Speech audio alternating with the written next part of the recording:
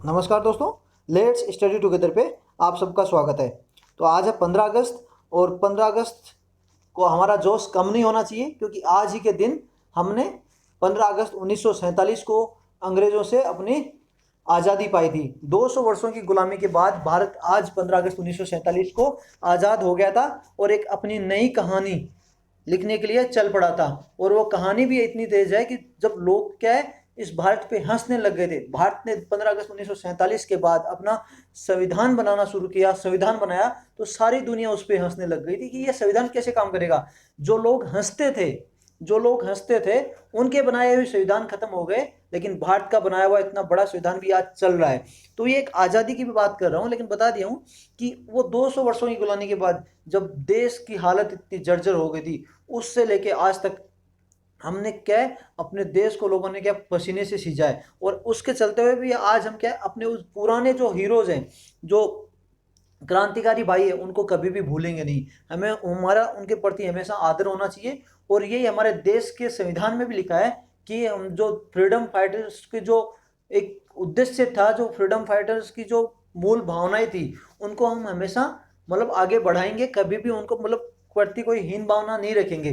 तो ये हमेशा होना चाहिए। हमारे जो कुछ नैरेटिव्स थे, कुछ हमारे इथिक्स थे, उनको हम लेके चलेंगे और एक देश को महान बनाएंगे। तो हमेशा आगे महान बनाएंगे। तो सबसे पहले तो मैं क्या हूँ आज की मोटिवेशनल कोट देख लेते हैं, फिर आज़ादी के बारे में हम थोड़ा सा क्या डिटेल में जानेंगे। तो जब यही है, जब आंखों ने अरमान लिया और मंजिल को अपना मान लिया, कि जब आंखों ने अरमान लिया मंजिल को अपना मान लिया, है मुश्किल क्या आसान क्या, है मुश्किल क्या आसान किया, जब ठान लिया तो ठान लिया। ये सही कहा जाएगा कि जब फिर क्या मुश्किल क्या आसान, जब अगर आपने मंजिल को मान लिया और आपने कुछ ठान लिया। अगर सोच लीजिए, मैं इसको आज़ादी के साथ जोड़ता हूँ कि अगर उस समय उस रिप्रेशन को, उस जो अंग्रेजों की हुकूमत है, उनके डर से अगर हमारे जो फ्रीडम फाइटर्स हैं, अगर वो आज चीज़ नहीं ठानते, उनके सामने कितनी मुश्किलें थी, उन मुश्किलों को अगर वो उन मुश्किलों से अगर डर जाते, तो आज हमें ये आज़ादी के दिन देखने को नहीं मिलते। आज हम कहीं ना कहीं खेतों में काम कर रहे होते किसी ना किसी के। तो ये नहीं कहा, ये लोग सोचेंगे ये नहीं, लेकिन एक चीज़ है कि हमारा देश उस समय आज़ाद होने में उनका बहुत बड़ा योगदान है। उन्होंने ठाना था कि हमें देश को आज़ादी चाहिए, हमारी सरकार खुद की होगी, हम किसी के सरकार के अंदर काम नहीं करेंगे और विदेशियों के अंदर काम नहीं करेंगे। हमारे देश के जो लोग हैं अपना भविष्य खुद चुनेंगे। तो एक बार फिर से देख लीजिए, एक मोटिवेशनल कोट है, ये आपके भविष्य के लिए, आपके फ्यूचर और आपके लक्ष्य के लिए भी बनी हुई है। जब आंखों ने अरमान लिया मुश्किल को अपना मान लिया, सॉरी, जब आंखों ने अरमान लिया मंजिल को अपना मान लिया, है मुश्किल क्या आसान क्या, जब ठान लिया तो ठान लिया। तो चलो सबसे पहले हम कल के जो इंपॉर्टेंट क्वेश्चन थे पहले उनके आंसर देख लेते हैं। तो सबसे पहला, पाकिस्तान इंडिपेंडेंस डे अगस्त 14 वाइड कौन से इंडिपेंडेंस एक्ट के तहत, वो एक्ट कौन सा था उसको बताना है। तो याद रख लेना, पाकिस्तान का नाम देखिए कहीं पाकिस्तान इंडिपेंडेंस एक्ट मत लिख देना, क्योंकि पाकिस्तान इंडिपेंडेंस एक्ट नहीं था। जब वो ब्रिटिशर्स थे वो इंडिया के ऊपर राज कर रहे थे, ठीक है। तो वो इंडियन इंडिपेंडेंस एक्ट था जो 1947 में था। और कहाँ पे पास हुआ था ये भी याद रख लेना, ब्रिटिश पार्लियामेंट में पास हुआ था वो, ठीक है। तो क्योंकि इंडिया में कोई पार्लियामेंट नहीं थी उस समय, तो ब्रिटिश पार्लियामेंट में इंडियन इंडिपेंडेंस एक्ट 1947 पास हुआ था। नेक्स्ट है, India and Pakistan two different nation created by, तो उस प्लान का नाम बताना है। तो माउंट बेटन प्लान नाम था। तो आपको ये भी बता दिया था कि कल के जो लेक्चर में मैंने अच्छी तरह से पूरा डिटेल में उसको कवर किया है कि पाकिस्तान का जो इंडिपेंडेंस डे है 14 अगस्त को क्यों मनाया जाता है और इंडिया का 15 अगस्त को क्यों मनाया जाता है। ये क्यों है कि जब दोनों देश आज़ाद एक दिन हुए थे। तो मैंने कल की वीडियो में अच्छी तरह से डिटेल में उसको समझाया है, आप जाके वहाँ देख सकते हैं। जो फर्स्ट इंडियन कौन है, जो फर्स्ट नॉन इंडियन कौन थे जिनको भारत रत्न मिला था, ठीक है। तो इसके बारे में पूछा गया, तो ये बहुत महान क्रांतिकारी थे। उनको भी बोला जाता है खान अब्दुल गफ्फार खान। जो फर्स्ट नॉन इंडियन थे जिनको भारत रत्न मिला था, उनको फ्रंटियर गांधी के नाम से भी जाना जाता है। तो ये क्वेश्चन कभी कभी पूछ लिया जाता है, याद रखना। नेक्स्ट है, first state to become fully organic. तो वर्ल्ड में कौन सा पहला स्टेट था जो कोई फुल्ली ऑर्गेनिक बना था, तो वो है सिक्किम भारत में। जो जो इंडिया की रैंक कौन सी आई थी ऑर्गेनिक फार्मर्स में, कि सबसे ज़्यादा ऑर्गेनिक फार्मर कहाँ है, तो इंडिया की वहाँ पे रैंक फर्स्ट आई थी, सबसे ज़्यादा ऑर्गेनिक फार्मर इंडिया में। क्योंकि आपको बताया फार्मिंग यहाँ पे क्या है, छोटे छोटे खेतों में बटे हुए हैं, बड़े खेत नहीं है, तो यहाँ पे फार्मर भी ज़्यादा होंगे। और फिर क्या है, वो फार्मर आगे जब बच्चों में क्या है छोटे छोटे और टुकड़ों में बढ़ जाते हैं, तो फार्मर इंडिया में ज़्यादा है। और जो लैंड है, कितना कितना एरिया अगर ऑर्गेनिक फार्मिंग में कवर करता है, तो उसके हिसाब से ही हम 9th पोजीशन पे है। तो ये याद रख लेना 9th पोजीशन पे एरिया के हिसाब से क्यों है, कि एरिया इतना ज़्यादा कल्टीवेट नहीं होता है इंडिया में, लेकिन वो वही एरिया क्या छोटे छोटे टुकड़ों में बटा है, तो फार्मर ज़्यादा है। नेक्स्ट है काउंसिल ऑफ आर्किटेक्चर। कौन सी बॉडी है, तो एक स्टेचुटरी बॉडी है जो कि क्रिएटेड किसकी द्वारा, की कौन सी एक्ट के तहत की गई थी, आर्किटेक्चर एक्ट 1972 के तहत बनाई गई थी। तो हालांकि अभी क्या है, आर्किटेक्चर की जो minimum standard policy, education policy है, वो रखा गया है, उसी के लिए न्यूज में है। नासा टेस्ट मिशन डेडिकेट, तो अभी टेस्ट मिशन है, दो ट्रांजिटरी एक्सप्लोरेशन ऑफ द जो मिशन है जो एक्सोप्लैनेट का, तो वो क्या है कि जो सर्च ऑफ एक्सोप्लैनेट, जो हमारा सोलर सिस्टम है उससे बाहर जो कोई ग्रह दूसरा सोलर सिस्टम है, उसमें ग्रहों की खोज करना इसका मेन उद्देश्य है। Which ministry has launch the स्वच्छ भारत एकेडमी, तो ये मैंने बताया नहीं था, लेकिन फिर भी बोला था कि कुछ आपको बता, कल तो मैंने इसको बता दिया था वैसे, जो डॉक्यूमेंट में नहीं था, लेकिन ऐसे वर्बली बता दिया था। तो मिनिस्ट्री ऑफ जल शक्ति है, इसने ये एकेडमी खोली है, भारत स्वच्छ भारत मिशन एकेडमी। तो इससे क्या होगा कि आपको बेसिक फोन में भी आप कॉल करके जो स्वच्छ भारत मिशन है उसके बारे में जानकारी ले सकते हो। तो ये जो बेसिक फोन से भी आपको इसकी जानकारी मिल सकती है। Which country has become the first to register covid 19, तो कौन सी कंट्री जिसने कोविड 19 की जो अपनी वैक्सीन रजिस्टर कर दी है, तो वो रसिया है।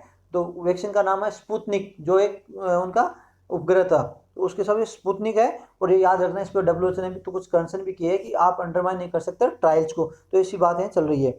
नेक्स्ट है जो नेशनल पोर्टल फॉर सुरक्षा, तो कौन से जो एनिमल की जो सॉरी कौन सा एनिमल है उसके साथ कॉन्फ्लिक्ट ह्यूमन के साथ उसको ये संज्ञान मिलेगा, तो वो है एलिफेंट। एलिफेंट के साथ आपको पता है, एलिफेंट के साथ अभी क्या है, इंसान के साथ कॉन्फ्लिक्ट ज़्यादा होते हैं, इंसान जो एलिफेंट होते हैं खेतों में घुस जाते हैं और फसल को नुकसान कर देते हैं। तो इसके चलते एक सुरक्षा जो एक पोर्टल डेवलप किया गया है ministry of environment, forest and climate change के तहत। तो चलो सबसे पहले आज हम इम्पोर्टेंट न्यूज़ देख लेते हैं।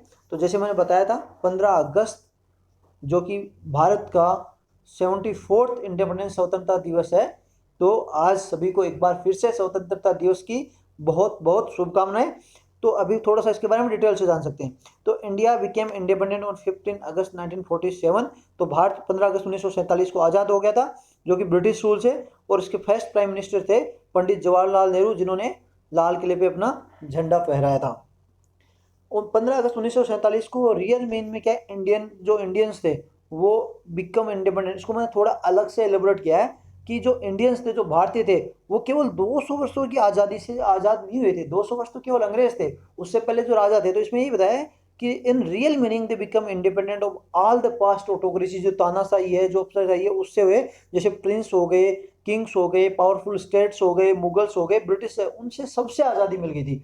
क्योंकि पहले क्या राजा होते थे, वो किसानों पे क्या एक तरह का अत्याचार करते थे, क्या ज़्यादा से ज़्यादा उनसे कर लेने के लिए ये क्या है अपनी लड़ाइयाँ आपस में लड़ाइयाँ लड़ते रहते। दो दो राजा, एक भारत कितने टुकड़ों में बटा था, हर जगह पे एक एक राजा थे, तो वो आपस में लड़ाई रहते। तो सबसे ज़्यादा इसमें हैम्पर किसका होता था, जो सबसे ज़्यादा उसमें घाटा किसका था, जो कॉमन जो वहाँ पे जो लोग हैं, वहाँ पे जो खेती करते हैं वो लोग हैं, उन पे घाटा होता था। कोई राजा तो क्या उसको अगर कुछ नहीं मिला तो वहाँ पे क्या उसको पूरे गाँव को गाँव बर्बाद कर देता। तो एक तरह का क्या है, सबसे ज़्यादा आज़ादी मिली है कि जो पुराने जो पूरे रूढ़िवादी जो चीज़ें थी, राजा थे उनसे सबसे आज़ादी मिल गई थी 15 अगस्त 1947 को। अब इससे क्या है कि जो भारतीय थे, जो रियल मूल में भारतीय थे, नेटिव हैं, उनको क्या है अपना फ्यूचर, अपना भविष्य चुनने की आज़ादी मिल चुकी थी। तो केवल ये 200 वर्षों की गुलामी नहीं थी, ये पूरे जो इतिहास की गुलामी थी। उसके बाद क्या अभी क्या हो गया कि अपना फ्यूचर चुन सकते हैं, वो अपनी गवर्नमेंट चुन सकते हैं। कि राज इसमें मैंने लिखा है नोट किंग। कुछ जगह पे आपने देखा होगा कि पहले राजा भी चुनते थे, अब इस बार राजा नहीं रहेगा, अब क्या है आप गवर्नमेंट चुनोगे अपनी, ठीक है। कोई राजा का सिस्टम ही नहीं है, राजा का सिस्टम हट गया। तो in real mean government is not bigger than, और इसमें क्या कहा है कि 15 अगस्त 1947 के बाद अगर सही मायने में देखें तो जो गवर्नमेंट भी होगी वो जो जनता है उससे बड़ी नहीं होगी। तो ये आप चीज़ें जोड़ के रखना, आप अपना अपने हिसाब से इसको आंसर को लिख सकते हो कि इसका मीनिंग क्या है, कॉन्स्टिट्यूशन का मीनिंग क्या होता है। तो 15 अगस्त के बाद ये हो गया कि जो गवर्नमेंट है वो अभी जो जनता से बड़ी नहीं है। अब जनता क्या है अपनी गवर्नमेंट खुद चुनेगी। इट्स मीन्स डेमोक्रेटिक, अभी प्रजातंत्र का स्थापना हुई है। It can elect A head. तो अब हेड तो अभी 15 हमने 26 जनवरी 1950 से शुरू किया था, लेकिन 15 अगस्त को इसका एक जो हमने 1946 में कॉन्स्टिट्यूशन असेंबली स्टार्ट कर दी थी, वही एक हेड चुनने के लिए मतलब एक रास्ता बना दिया गया था, तो कि हम अपना एक हेड भी गवर्नमेंट का जो head of government, head of the state, वो भी हम चुन सकते हैं। As India become republic after becoming the democratic. तो पहले क्या होता है, पहले डेमोक्रेटिक हो गया 15 अगस्त 1947 को, हमने क्या आज़ादी में क्या हो गया था कि एक डेमोक्रेटिक शासन बना लिया था, हम डेमोक्रेट हो गए थे। उसके बाद रियल मायने में हम रिपब्लिक ही हो गए। रिपब्लिक और डेमोक्रेटिक में बहुत फर्क होता है। डेमोक्रेटिक में होता है कि जनता के द्वारा चुनी गई सरकार, कि हम जनता उसको सरकार को चुनने का अधिकार, और रिपब्लिक में क्या है, जनता ही अपना हेड ऑफ स्टेट चुनेगी। तो ये दोनों चीज़ों में थोड़ा सा अंतर है, आप दोनों याद रख लेना कि रिपब्लिक और डेमोक्रेटिक में क्या अंतर है। तो रिपब्लिक में ये हो गया कि जनता खुद अपना हेड ऑफ स्टेट मतलब राष्ट्रपति जनता चुनेगी, और उसके बाद हमने कॉन्स्टिट्यूशन 1950 में जैसे लागू कर दिया गया था। और जो इन 1957, ये सॉरी 1950 नहीं है, 1757 है, तो गलती से हो गया है। 1757 British rule began in India after the victory of East India Company in the battle of Plassey. तो ये जो बैटल ऑफ प्लासी था 1757 का, वही एक रूट जब था कि पहले अंग्रेज क्या थी, एक कंपनी थी, वो ईस्ट इंडिया कंपनी थी, केवल व्यापार के लिए। लेकिन जब जैसे वो एडमिनिस्ट्रेशन में हाथ बटाने लगे, जो सिराजुद्दौला था, उनसे लड़ाई, उनके साथ ब्रिटिश की लड़ाई हुई, क्योंकि सिराजुद्दौला ने उन्हें क्या किया, जो उनके जो कुछ फोर्ट्स थे ब्रिटिश के, जो वो फोर्ट बनाने लग गए थे, और उसको क्या करते थे, एक सिटाडेल क्या बोलते हैं उसको, कंपनी को फोर्टिफाई करने लगे थे, तो उनकी फोर्टिफाई को उनको जाके सिराजुद्दौला ने तोड़ दिया था। उसके बाद 1757 में ब्रिटिशर्स और सिराजुद्दौला के बीच में लड़ाई हुई, उसमें सिराजुद्दौला हार गए और एक तरह का एक ब्रिटिश राज एडमिनिस्ट्रेशन का काम करने लग गया। और इसी के दिन 15 अगस्त के दिन ही वर्ल्ड वार 2 में जापान ने सरेंडर कर दिया था, और एक वर्ल्ड वार 2 का एंड होने की कगार पे वो भी एक राह पे चल गया था कि वर्ल्ड वार 2 खत्म हो गया है। तो चलो नेक्स्ट न्यूज़ देखते हैं।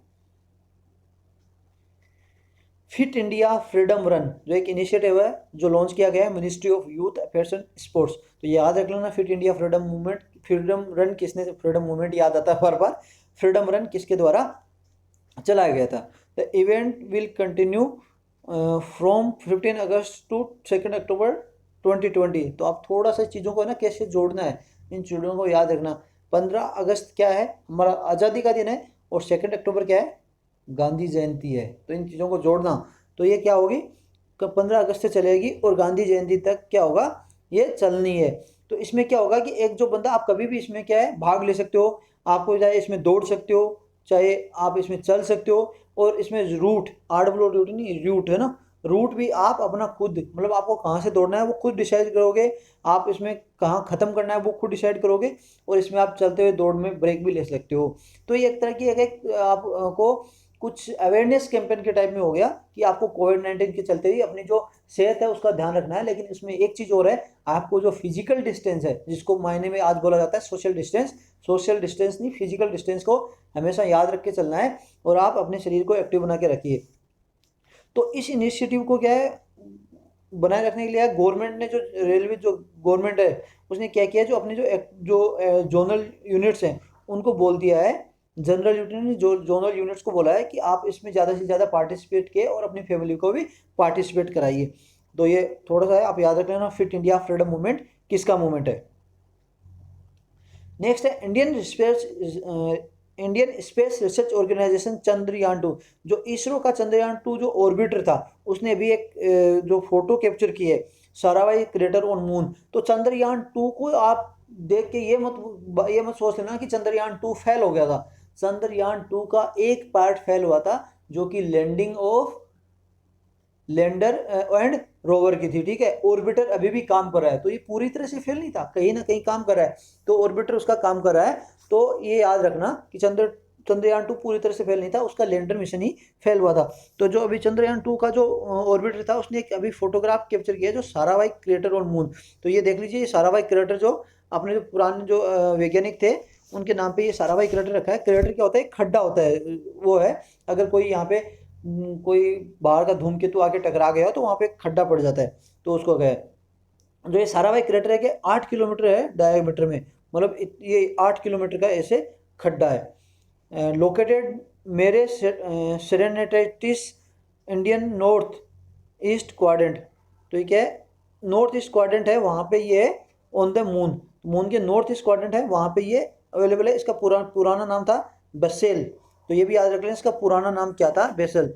And Sarabhai crater is named after doctor Vikram Sarabhai, जो हमारे जो वैज्ञानिक थे उनके नाम पे इसको नाम दिया गया है, जो कि 250 और 300 किलोमीटर ईस्ट ऑफ, जो 250 और 300 किलोमीटर दूर है, जहाँ पे जो अपोलो 17 और लूनन मिशन लैंड किए थे। तो ये भी याद रख लेना। Chandrayaan 2 there is one mission comprising, तो चंद्रयान के बारे में भी थोड़ा सा बता देते हैं। जो एक मिशन था उसमें क्या क्या था, लैंडर जिसका नाम विक्रम था, ऑर्बिटर का बता दिया, ऑर्बिटर का नाम था, एंड 6 व्हील्ड रोवर, उसका नाम, रोवर का नाम प्रज्ञान था। तो ये दोनों तीनों का नाम, ये दोनों ये चीज़ें याद रख लेना आप। नेक्स्ट न्यूज़ है कोलेप्स ऑफ कनाडाज मिलने सेल्फ, तो ये आप थोड़ा सा पहले देख लीजिए, मिलने सेल्फ, जैसे ये कनाडा का ये हो गया, और कनाडा में ये ग्रीनलैंड है इधर अलग से, और कनाडा का जो ये हिस्सा है यहाँ पे है मिलने सेल्फ। तो ये याद रख लेना, कभी क्वेश्चन आ सकता है, मैप बेस्ड क्वेश्चन में भी आ सकता है, मिलने सेल्फ का है, क्योंकि ये जो आर्कटिक जो ओशन है उसमें सेकेंड लार्जेस्ट एक आइस सेल्फ है, तो इसलिए पूछा जा सकता है। तो ये एक लेटेस्ट वार्निंग आई है सबके लिए, कि एक तो जो रैपिड क्लाइमेट चेंज हो रहे हैं वो हो गया, और राइज इन टेम्परेचर, जो टेम्परेचर राइज हो रहा है उससे क्या हो रही है, जो बर्फ़ है वो पिघल रही है। अब बर्फ़ पिघल रही है तो जो ओशियंस है उनका स्तर ऊंचा होगा, जो छोटे छोटे आइलैंड है उससे वो डूब जाते हैं, तो वहाँ पर रहने वाली जो अर्थव्यवस्था है, जो इकोनॉमी हो गई, वहाँ के जो लोग हैं उनके लिए ये खतरा बन रहा है। तो ये एक तरह का एक मतलब हमें वार्निंग मिल रही है कि जो ग्लोबल वार्मिंग है उससे बचा, किसी तरह बचाओ, जो टेम्परेचर जो राइज हो रहा है उसको टेम्परेचर लो कीजिए, मतलब इंडस्ट्रियल से जो पोल्यूशन निकल रहा है उसको कम कीजिए, आप रिन्यूएबल एनर्जी पे जाइए जहाँ पोल्यूशन कम हो और CO2 का एमिशन कम हो। तो इन चीज़ों को इस तरह जोड़ना। तो ये मिलने self collect collapse in the arctic last week using the nearly half of its total area, जो अपना लगभग टोटल एरिया है उसका आधा हिस्सा ये इसका अभी आर्टिक ओशन में चला गया है। तो आपको बता दिया कि ये लोकेट कहाँ है, तो इतना ये जो बहुत ज़्यादा नाम है वो आपको रटने की ज़रूरत नहीं है, आप इसमें मैप क्वेश्चन ही आएगा, फिर भी बता देता हूँ। लेकिन बस इतना याद करना है, जो एल्स मेरे जो एक यहाँ पर लैंड है वहाँ पे ये लोकेटेड है, जो एल्समेयर आइलैंड है, ये इस ऊपर ऊपर ये एल्समेयर आइलैंड है, वहाँ पे ये लोकेटेड है। आगे तो एक कुकितालुक रीजन नाम नहीं आ रहा यार, कुकितालुक रीजन हो गया, नावाड कनाडा हो गया, वहाँ पे इतना आपको देखना है, ये कनाडा में ऊपर का हिस्सा है, यहाँ पे ये लोकेटेड है। ठीक है, जो एल्समेयर आइलैंड है ये याद रख लेना बस। और दूसरा ये सेकंड लार्जेस्ट सेल्फ जो मैंने बताया हुआ है, और दूसरी किसके बाद है, पहला किसका नाम आएगा, एल्समेयर एक आइससेल्फ है, उसी का ये टुकड़ा पहले थी, जो ये मिलने आइससेल्फ जो पहले एल्समेयर आइलैंड जो आइससेल्फ थी उसी का एक हिस्सा थी, उसके बाद में इसका दूसरा नाम दिया गया। तो नेक्स्ट न्यूज़ है Indian air force C-17 plane flies to Lebanon with 58 metric tons of emergency humanitarian aid including in medical and food supplies. तो अभी जो ये हमारा जो C-17 प्लेन है भारतीय वायुसेना का, अभी लेबनान के लिए 58 मेट्रिक टन्स जो इमरजेंसी ह्यूमैनिटेरियन जो ग्राउंड पे जो सामान है सप्लाई लेके गए। आपको बताइए लेबनान में भी बरूत इस जगह पे यहाँ पे क्या है, जो अमोनियम नाइट्रेट था उसकी वजह से विस्फोट हो गया। तो आप उसकी आज स्थिति देख सकते हो क्या है कि अगर बिल्डिंग इतनी मतलब इतनी बुरी तरह से इनका मतलब नाश हुआ है, तो वहाँ पे कितनी जान मान की हानि हुई। और आपको ऑलरेडी पता होगा, अगर आपको न्यूज़ में पता है, तो लेबनान पहले तो एक क्राइसिस में था, वहाँ पे पहले तो एक गृह युद्ध छिड़ा हुआ था, बाद में इसके फाइनेंशियल क्राइसिस शुरू हो गई, और बाद में ये एक्सप्लोजन हो गया। तो इसके बारे में कुछ कहा नहीं जा सकता। इस पे पहले तो इसराइल पे मतलब एक तरह का लगाया गया था कि इसराइल ने कराया है ये, लेकिन इसराइल ने साफ साफ मना कर दिया है। लेकिन हमारी आज सारी इंडिया की पूरे देश की कम्युनिटी का ये एक जिम्मेदारी बनती है कि अगर यहाँ पे कुछ ऐसी स्थिति है, वहाँ पे अभी इकोनॉमी भी अच्छी नहीं है, तो हमें जाके वहाँ पे रहने वालों को ह्यूमैनिटेरियन एड दिया जाए। तो इंडिया ने एक अच्छा स्टेप उठाया है। और दूसरी बात है, जो फ्रेंच जो राष्ट्र जो वहाँ के प्रधानमंत्री हैं मैक्वेल, वो पहले प्रधानमंत्री हैं जो वहाँ पे जैसी कंडीशन होते ही वहाँ पे विजिट किया। तो ये भी आर्गेना की कमेटी ने, और उन्होंने एक कमेटी भी बुलाई है सभी देशों से मिलकर कि जो लेबनान हो उसकी हेल्प की जाए। तो अभी इंडिया हेल्प कर रहा है, तो आप भी याद रख लेना, ये बायलैटरल रिलेशंस के लिए भी होती है। और दूसरा ये सॉलिडरिटी भाईचारा है। भारत एक हमेशा एक अच्छा भाई बंधु वाला देश रहा है, तो वो दूसरे देशों की अगर कहीं पे क्राइसिस चल रही है तो उनकी साथ देता है। तो आप याद रख लेना, एक ट्रेजिक एक्सप्लोजन होने के बाद भारत ने लेबनान को सहायता प्रदान की है।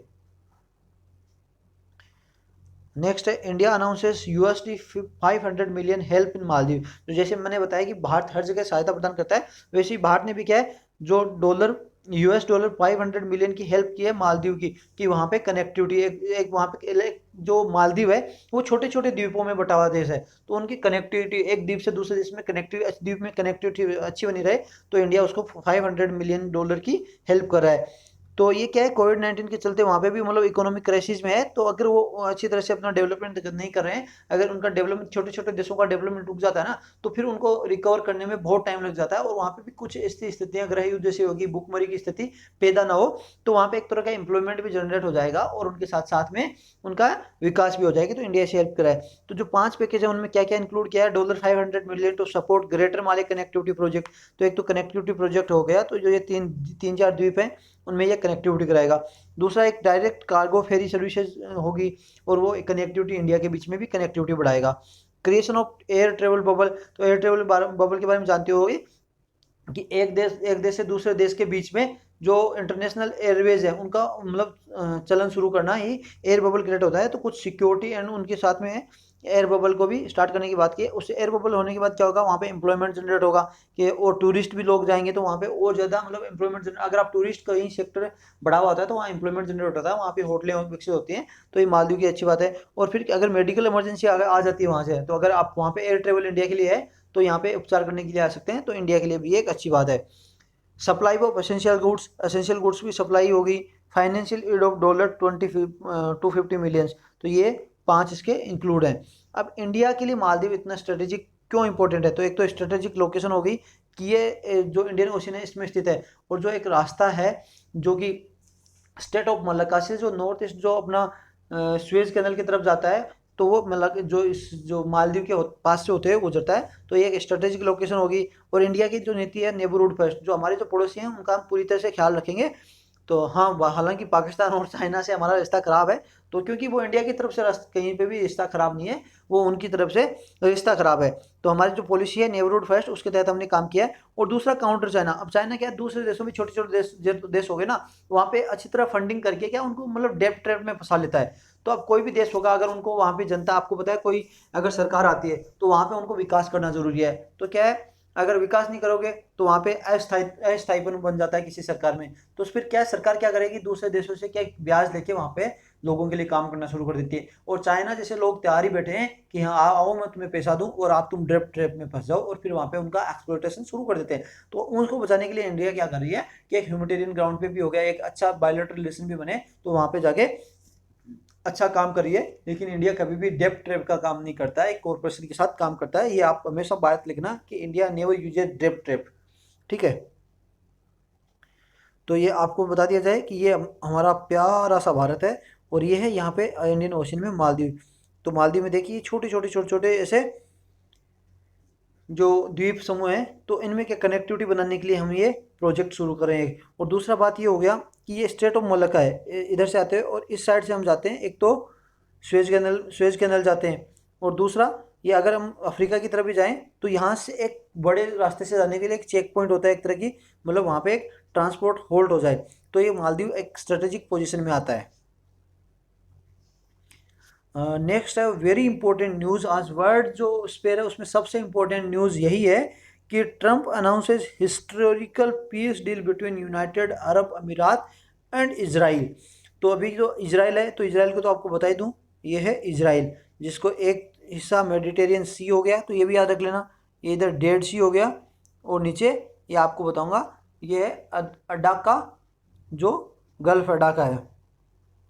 तो सबसे पहले देख लेते हैं, Israel would suspend its plan to annex part of the West Bank. तो ये है वेस्ट बैंक इधर, ठीक है, और ये गाजा स्ट्रिप, जो ये दो हिस्से जहाँ पे पैलेस्टाइन रखता है। तो इसराइल का हाल ही में एक अनाउंसमेंट आया था कि इसराइल अभी जेरूसलम और जो भी वेस्ट बैंक का जो हिस्सा है, पार्ट सी स्टेट, 3 स्टेट में बटा हुआ है। तो पार्ट सी, मैंने पीछे की वीडियो में इसको कवर किया है, पार्ट सी स्टेट है उसको इसराइल क्या है अपने हिस्से में कब्जे में ले लेगा। तो अभी क्या आप पहले था कि जो वहाँ पे इलेक्शन शुरू होने वाले थे, तो ये एक तरह का जो वोटर्स है उनको लुभाने का काम था, लेकिन अभी चलते हुए ये एक अच्छा स्टेप आ गया है। तो इंडिया अभी इसराइल क्या कर देगा, अपने जो एनेक्सेशन का जो प्लान था उसको अभी सस्पेंड कर देगा। अभी पैलेस्टाइन के जो वेस्ट बैंक है उसको अभी ये अनेक्स नहीं करेगा। जो United Arab Emirates and Israel plan, ठीक है, प्लान टू एक्सचेंज एम्बेसीज। अब दोनों देशों के बीच में क्या एम्बेसीज भी एक्सचेंज होगा और एम्बेसडर्स भी एक्सचेंज होगा। तो इसमें क्या कॉर्पोरेशन बढ़ेगा, टूरिस्ट बढ़ाएंगे, एजुकेशन हेल्थ बढ़ाएंगे and health care, trade and security. तो आपको पता है इजराइल और अरब के देशों में है ना हमेशा लड़ाई रहती है, हमेशा। एक इजराइल एक इनसिक्योरिटी, वहाँ पे सबसे ज़्यादा अगर इनसिक्योर कोई प्लेस है तो वहाँ जो अरब देश और इजराइल के में सबसे ज़्यादा अटैक होते हैं इजराइल पे अरब देशों के द्वारा। तो अगर एक दूसरे के देश में जो हाँ अगर म्यूचुअल कॉर्पोरेशन बढ़ने जाता है, एक दूसरे की एम्बेसी स्टार्ट हो जाती है, अगर कॉर्पोरेशन हो जाएगा तो वो जो अभी इनसिक्योर नहीं रहेगा, अभी वहाँ पे क्या स्थायित्व बन जाएगा। तो ये एक बहुत ही इंपॉर्टेंट न्यूज़ है। अगर दूसरे देश भी इसके साथ अगर आपस में कॉर्पोरेशन हो जाए ना तो वर्ल्ड में एक तरह का मतलब स्थायित्व बन जाएगा यहाँ पे। वरना एक लड़ाई के चांस हमेशा इजराइल और जो आसपास के अरब देशों में हर दिन ऐसा दिन नहीं रहता जिस दिन लड़ाई का चांस नहीं रहता। जापान में भूकंप का चांस रहता है, जैसे दिन में 40-50 भूकंप आ जाते हैं, तो इजराइल और अरब देशों के बीच में 50-40-50 दिन में झड़प हो जाती है, हर दिन मिसाइल्स के अटैक होते रहते हैं। तो ये दो ही वर्ल्ड में ऐसे हैं जहाँ पे मतलब तनाव ही बना रहता है, एक तो नेचुरल तनाव है और दूसरा आर्टिफिशियल तनाव है जो वो अरब देशों के पास है। तो ये हिस्टोरिकल डिप्लोमेटिक ब्रेक थ्रू हो गया, will advance the peace in Middle East. तो इससे क्या है कि जो पीस है, शांति बढ़ेगी। तो अभी जो इंपॉर्टेंट नीचे और क्या हो जाते हैं, यूनाइटेड अरब अमीरात will be the third Arab country. दो अरब कंट्री के बाद तीसरे अरब कंट्री है जिसने क्या ईरान सॉरी इजराइल के साथ जो ये रिलेशन चालू किए हैं। जो पहले दो कौन कौन से, इजिप्ट हो गया, तो इजिप्ट आपने देख लिया कि इसके वेस्टर्न बॉर्डर पे है इजराइल के, और तथा जॉर्डन कहाँ है, जॉर्डन है इसके ईस्ट बॉर्डर पे, तो ये याद रख लेना। तो जॉर्डन था, और दूसरा है तो ईरान जो यूएई है, फर्स्ट गल्फ कंट्री है। तो गल्फ कंट्री फर्स्ट है जिसने ईरान के साथ सॉरी इजराइल के साथ diplomatic relation and economic relation बनाए हैं। तो अभी हम देख लेते हैं जो ये गल्फ कंट्री कौन कौन सी है। गल्फ कंट्रीज हैं 7 अरब स्टेट, जो अरब स्टेट में ये भी हैं, लेकिन जो गल्फ कंट्री है वो क्या पर्शियन गल्फ में अपना बॉर्डर टच करती हैं। वो कौन कौन सी है, बहरीन हो गया, कुवैत हो गया, इराक हो गया, ओमान हो गया, कतर हो गया, सऊदी अरबिया एंड यूएई। तो इन सभी में से अभी यूएई ने ही केवल ईरान के साथ सॉरी इजराइल के, ईरान का नाम हो जाता है, इजराइल के साथ अपने रिश्ते बनाए हैं। लेकिन अभी क्या क्रिटिसिज्म भी शुरू हो गया है। जैसे इसका सराहना की है, यूएन ने सराहना की है, जो यूरोपियन यूनियन वगैरह सभी देशों ने इसकी सराहना की है, अमेरिका वैसे ही साथ है, और भी सारे देशों ने इसकी सराहना की है। तो अभी क्या है, सबसे ज़्यादा जो इसके जो विपक्ष में आए वो आ गया तुर्की। Turkey has threaten to suspend the diplomatic relation with United Arab Emirates and recall it's इनोई। अब तुर्की ने बोल दिया है कि हम सारे यूएई के साथ सारे जो डिप्लोमेटिक रिलेशन है वो ख़त्म कर देंगे, और अपना जो एम्बेसडर इनोई राजदूत उसको भी बुला लेंगे। तो आपको पता है कि तुर्की का ऊपर आप याद रखिएगा, तुर्की ने हाल ही में क्या किया है, जो हागिया सोफिया जो एक म्यूजियम था उसको क्या चेंज करके इसको अभी एक वापस मस्जिद में बना दिया है। दूसरी बात, वो ऑन द स्पॉट लगातार क्या है जम्मू एंड कश्मीर और पे ऊपर कमेंट कर रहा है और पाकिस्तान का साथ दे रहा है। तो आप इस चीज़ को समझ रहे हो क्या कर रहा है। वो तुर्की अपने आप को एक लीडर घोषित बनाना चाह रहा है कि मैं अभी अरब जो मुस्लिम जो भौले वाले देश हैं उनका मैं लीडर बनना चाहता हूँ। तो तुर्की ये चाह रहा है कि मैं मुझे लीडर बना जाए। तो इसकी वजह से वो क्या है ऐसे ऐसे स्टेटमेंट दे रहा है, ऐसे ऐसे काम कर रहा है कि जो वर्ल्ड के जो मुस्लिम लोग हैं उनका अटेंशन उन पे जाए। लेकिन आपको पता है कि कभी भी अगर एक पूरे देश में एक जनजाति भी हो जाए, एक धर्म भी हो जाए ना, वो भी कभी पीस के साथ नहीं रहता है। तो ये चीज़ें होती हैं कि वो आपको धर्मांतता की तरफ बढ़ाती हैं। आप देख लीजिए, क्या पहले मानव एक नहीं था, सारे मानव एक ही थे, लेकिन धीरे धीरे हम बंटने लगे। तो ये एक सर्कल चलता रहता है, तो हमें धर्मांतता की तरफ नहीं जाना चाहिए। और तुर्की यही काम कर रहा है, अपने आप को एक मतलब अरब देशों का जो मुस्लिम राज्य है उनका लीडर के रूप में अपने आप को बढ़ाना चाहता है। तो इसलिए वो ऐसे ऐसे गलत स्टेटमेंट देता रहता है। तेहरान ने भी क्या कहा है, जो फॉरेन मिनिस्टर ने उनको कहा कि ये हमारी जो यूनिट है उसमें एक चाकू घोंपा है जो यूएई ने, जो कि पैलेस्टाइन जो वहाँ के मुस्लिम्स हैं, वहाँ के पीपल हैं, उनकी तरफ से मतलब उनके लिए एक खराब काम किया गया है। पैलेस्टाइन के लीडर्स हैं, उन्होंने भी यही काम क्या स्लेम किया है यूएई को, जो वहाँ के जो कि उन्होंने एक धोखा दिया है। तो ऐसी बातें हैं। लेकिन ये अगर ये सारे देश अगर मिलकर बात करेंगे तो इसराइल और पैलेस्टाइन का मामला भी तभी सुलझ सकता है जब आसपास के सारे देश मिलकर बात करते हैं। कोई भी चीज़ होती है ना, वो सारे जब मिलकर ना बात करते हैं तभी होता है। ये पैलेस्टाइन ये किसने कहा ये बातें नहीं होती, जब सारे देश मिल जाएंगे तब ये अच्छी तरह से हम टू स्टेट की थ्योरी भी निकल सकती है और पैलेस्टाइन को ऑटोनोमस स्टेट का दर्जा मिल सकता है जब सब एक साथ मिलकर बात करेंगे। तो ये हो गया, मैं आपको बता देता हूँ, ये ओमान हो गया, यूएई हो गया, ये पर्शियन गल्फ है, और ये 7 देश हैं जो मैं बताया था गल्फ कंट्रीज के अंदर है। और दूसरा मैं थोड़ा सा और बता देता हूँ, इधर हो गया ये इजराइल हो गया, इजराइल के पास ये जॉर्डन हो गया, ये इजिप्ट हो गया, इधर ये गल्फ ऑफ स्वेज हो गया, रेड सी हो गया, एंड ये गल्फ ऑफ अकाबा हो गई, सॉरी गल्फ ऑफ अकाबा। तो ये याद रख लेना, इजराइल का पीछे नीचे का हिस्सा गल्फ ऑफ अकाबा है। तो आज की न्यूज़ के लिए इतना ही। अभी आज के मोस्ट इंपोर्टेंट क्वेश्चन देख लेते हैं। Indian coast guard offshore patrol vessel Sarthak जो किसके द्वारा डिजाइन किया गया? ये कल की न्यूज में से कल ये क्वेश्चन नहीं पूछा था, लेकिन मैं क्वेश्चन कभी छोड़ूंगा नहीं आपके लिए, तो आपको इंपॉर्टेंट क्वेश्चन हमेशा बताता रहूंगा। जो ये सार्थक जो ऑफशोर पेट्रोल जो इंडियन कोस्ट गार्ड का अभी नया डिजाइन किया गया है वो किसके द्वारा डिजाइन किया गया है? तो नॉर्मल क्वेश्चन ये है, फिट इंडिया फ्रीडम रन किसके द्वारा इनिशिएट किया गया है, मतलब मिनिस्ट्री कौन सी थी? जो साराभाई क्रेटर था उसका पहले का नाम क्या था? क्वेश्चन नंबर 4 है, जो चंद्रयान 2 मिशन है उसमें रोवर और लैंडर का नाम क्या है? तो ये दोनों का आपका नाम बताना है। देख लेना, लैंडर और रोवर का इधर उधर नाम हो सकता है, ठीक है। मैंने जो साफ साफ बोलता हूँ, जो पहले जो पढ़ाया है उसमें नाम को मैंने चेंज किया है, ये याद रखना क्या लिख रहे हो उधर। जो मीनलेस self located in which ocean, तो मैंने पूछा है कि कौन सी ओशियन में है इसको, क्योंकि ज़्यादातर घुमावदार प्रश्न इतना भी नहीं आएगा कि छोटे छोटे माइनट नाम नहीं पूछा जाएगी। नेक्स्ट है, India announce $500 million help in which connectivity project, मतलब कौन से देश में कनेक्टिविटी प्रोजेक्ट के लिए ये अनाउंस किया गया है? India set humanitarian help of 58 million ton, तो मतलब कौन से देश के लिए जो अभी ये ह्यूमैनिटेरियन हेल्प इंडिया ने मतलब भेजी है? कौन सा देश है जो थर्ड अरब कंट्री बना है जिसने इजराइल के साथ मतलब रिलेशन बनाए हैं, और दो जो कंट्री हैं उनका भी नाम बताए थे जो पहले ऑलरेडी इसके साथ रिलेशन में है? पहली गल्फ कंट्री कौन सी है जिसने इजराइल के साथ रिलेशन शुरू किए हैं? नेक्स्ट है, Israel border with gulf of in south side of country, Israel का जो बॉर्डर है गल्फ ऑफ कौन से गल्फ के साथ मिलता है जो उसके साउथ साइड में है? ठीक है, तो आज की न्यूज़ के लिए इतना ही। आप इसका पीडीएफ डाउनलोड कर सकते हो skpincher.blogspot.com से। आशा करता हूँ आपको वीडियो अच्छा लगा हो। अगर वीडियो अच्छा लगा हो तो आप प्लीज़ लाइक कीजिए, शेयर कीजिए एंड सब्सक्राइब कीजिए। और अगर वीडियो नहीं अच्छा लगा हो तो मैं आपको अगेन रिक्वेस्ट करूंगा कि आप डिसलाइक कीजिए, लेकिन डिसलाइक क्यों किया आप कमेंट बॉक्स में ज़रूर बताइए ताकि हम उसमें सुधार कर सकें। तो कल फिर मिलेंगे आज के जो इंपॉर्टेंट क्वेश्चन है उनके आंसर के साथ, नई करंट अफेयर्स के साथ एंड नए क्वेश्चंस के साथ।